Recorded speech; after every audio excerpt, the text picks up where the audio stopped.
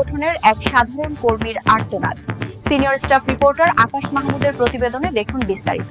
বরিশালের আগৈলঝাড়া উপজেলার গৈলা ইউনিয়নের শেরাল গ্রামের দুলাল মল্লিকের ছেলে রমিজ মল্লিক এক আবেগঘন বক্তব্যে নিজের হতাশা ও ক্ষোভ প্রকাশ করেছেন।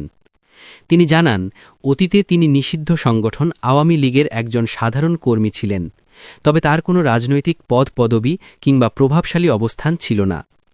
রমিজ মল্লিক বলেন, বিগত সময়ে যারা ক্ষমতার অপব্যবহার করে লুটপাট চালিয়েছে এবং দেশের বর্তমান অস্থিতিশীল পরিস্থিতির জন্য দায়ী, তারা আজ দেশ ছেড়ে পালিয়ে গেছে। অথচ সাধারণ কর্মীরা এখন নানামুখী সংকট ও চরম অনিশ্চয়তার মধ্যে জীবনযাপন করছেন। তিনি আরও অভিযোগ করেন, দলের নাম ব্যবহার করে যারা ব্যক্তিগত স্বার্থ হাসিল করেছে, তাদের দায়িত্বহীন ও স্বার্থপর কর্মকাণ্ডের কারণেই আজ সাধারণ কর্মীরা বিপদে পড়েছেন। এসব নেতার কর্মকাণ্ডের তীব্র নিন্দা জানান তিনি। এই বক্তব্যের মাধ্যমে রমিজ মল্লিক রাজনৈতিক বাস্তবতা ও সাধারণ কর্মীর দুরবস্থার চিত্র তুলে ধরেন এবং দায়িত্বশীল রাজনীতির প্রয়োজনীয়তার ওপর গুরুত্বারোপ করেন। একই সঙ্গে তিনি জানান, ভবিষ্যতে তিনি আর কোনো রাজনৈতিক কর্মকাণ্ডের সঙ্গে যুক্ত থাকবেন না। সংসার চালিয়ে জীবিকা নির্বাহের জন্য স্বাভাবিক জীবনযাপনে ফিরে যেতে তিনি সবার সহযোগিতা কামনা করেন। প্রিয় দেশবাসী, আমি রমিজ মল্লিক, পিতা দুলাল মল্লিক, গ্রাম শেরাল, থানা আগৈলঝাড়া, জেলা বরিশাল। আমি আমার লাইফের কিছু সত্য কথা দেশবাসীর কাছে তুলে ধরতে চাই। সেটা হলো, আমি দেশের সাধারণ একজন নাগরিক, একজন ভোটার। 5ই আগস্টের পরে বিভিন্ন নির্যাতন, বিভিন্ন কষ্ট, বিভিন্ন ঝামেলা, প্রশাসনিক ঝামেলা, বাসায় থাকতে পারি না। কিন্তু আমার প্রশ্নটা হচ্ছে, বিগত 17 বছরে যারা ক্ষমতায় ছিল, এদের যারা শাসন করছে, এদের যারা হাজার কোটি টাকা কামাইছে, তারা কিন্তু দেশে এখনো ভালো আছে, তারা কিন্তু দেশে সুন্দরভাবে চলাফেরা করতেছে। আমার মতন সাধারণ রমিজ মল্লিক এত টর্চার, এত সহ্য করবে কিসের জন্য? আজকে হাজার হাজার কোটি টাকা কামাইছে আমাদের বরিশালের এমপি মন্ত্রীরা, তারা এখন কোথায়?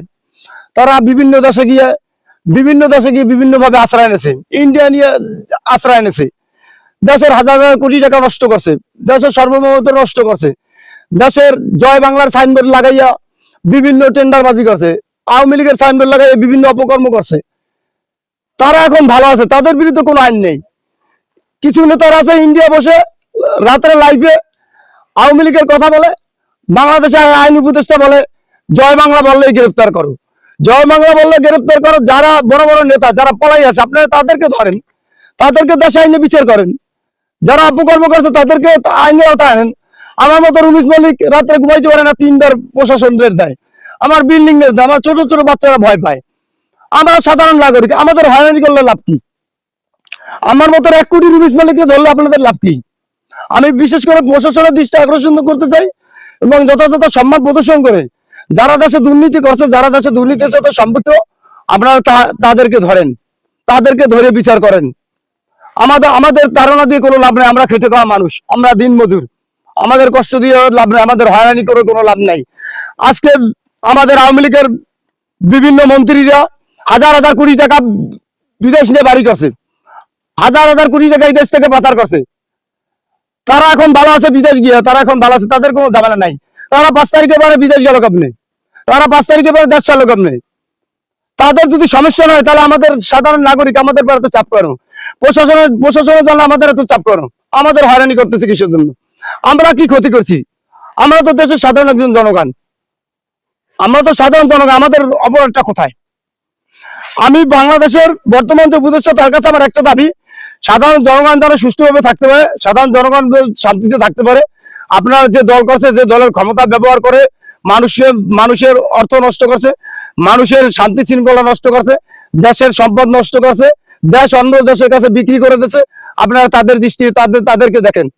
তাদের আইনের আওতায় আনতে না পারলে কোনো কাজ সমাধান হবে না। তাদের আইনের আওতায় আনতে হবে। বাংলাদেশের যে অপরাধ করবে তাকে আইনের আওতায় আনতে হবে।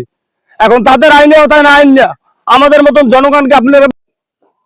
আওয়ামী লীগের একজন কর্মী ছিলাম, আমি কোনো রাজনৈতিক পদ পজিশন হোল্ড করি না, আমার রাজনৈতিক কোনো পরিচয় নেই। কিন্তু আমি প্রশাসনের কাছে দাবি জানাই এবং বর্তমানে ইউনূস সরকারের কাছে আমার একটা দাবি, যে আমরা সুষ্ঠুভাবে বাঁচতে চাই, প্রশাসনের হয়রানি থেকে মুক্তি চাই, আমি নতুন করে জীবনযাপন করতে চাই। এটাই আমার সবচেয়ে বড় দাবি। বরিশালের সাধারণ মানুষ, খেটে খাওয়া মানুষ। আমাদের গ্রামে মা আছে, ভাই আছে, ছেলে মেয়ে আছে, ফ্যামিলি আছে। আমরা তো দেশ ছেড়ে পলাতে পারবো না। আমাদের তো বিদেশে কিছু নাই, আমাদের তো দেশেই থাকতে হবে। এই ইউনূস সরকার আমলে, ইউনূস স্যারের আমলে যদি আমরা সুন্দর শান্তিভাবে না থাকতে পারি, তাহলে আমরা যাব কোথায়? বিগত দিনে যারা এই বরিশালে রাজত্ব করছে, এই বরিশালকে যারা জিম্মি করছে, তারা তো এখন দেশে নাই। তারা তো অন্য দেশে পাড়ি জমাইছে, তাদের তো অন্য দেশে সম্পদ আছে। আমরা তো ইচ্ছা করলেও যেতে পারবো না, আমরা তো ইচ্ছা করলে ঢাকাও যেতে পারবো না। তাহলে আমরা এখন কিভাবে থাকবো? আমরা পুলিশ প্রশাসনের হয়রানি থেকে বাঁচতে চাই। আমাদের প্রত্যেকদিন রাতে 2-3 বার করে রেড দেয়। আমরা সাধারণ মানুষ, আমার মতো রুমিস মল্লিককে ধরলে কি লাভ হবে? যারা এই আগুলজারাকে জিম্মি করছে, যারা আগুলজারা টেন্ডারবাজি করছে, চাঁদাবাজি করছে, তারা এখন কোথায়? তারাও তো দেশে আছে, তাদেরকে ধরে না কেন? তাদেরকে তো ধরে না। আমরা সাধারণ জনগণ, কৃষকের ছেলে, আমাদের হয়রানি করতেছে। আমরা এই হয়রানি থেকে বাঁচতে চাই, আমরা এই হয়রানি থেকে মুক্তি চাই দেশের সরকারের কাছে। আমরা আর নিতে পারছি না। বাইরে একটু আওয়াজ হলে ছোট ছেলে বলে বাবা পুলিশ হয়েছে। আমরা এর থেকে মুক্তি চাই।